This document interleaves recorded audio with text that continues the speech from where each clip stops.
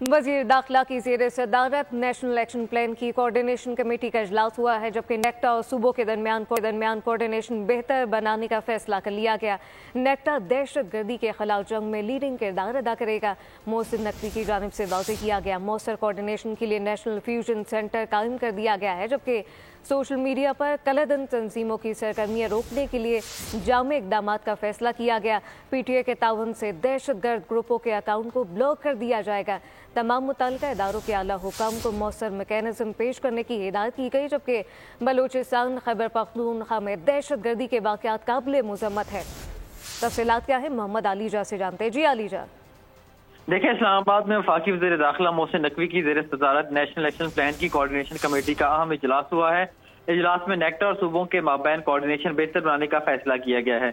मौसर coordination के लिए national fusion centre कायम कर दिया गया है। ये कहना था वफाकी वज़ीर दाखिला मोहसिन नकवी का।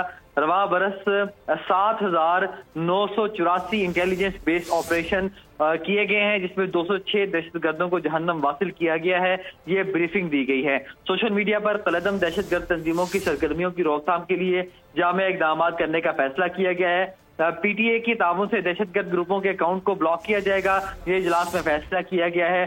गैर कानूनी सिम्स की रोकथाम के लिए सूबे जामिया हिकमत अमली के तहत इकदाम उठाएंगे। आइंदा इजलास में PTI समेत तमाम मुतल्लिका इदारों के आला हुकाम को मौसर मैकेनिज्म पेश करने की हिदायत की गई है। बलूचिस्तान और खैबर पख्तूनख्वा में दहशतगर्द के हालिया वाकयात इंतहाई अफसोसनाक और काबिल मुज़म्मत हैं। ये कहना था वफाकी वज़ीर दाखिला मोहसिन नकवी का। दहशतगर्दों से निपटने के लिए पुलिस और फ्रंटियर कांस्टेबलरी को मजबूत किया जाएगा। अमन अमान की सूरत को बेहतर बनाने के लिए कर रहे थे। आपका शुक्रिया।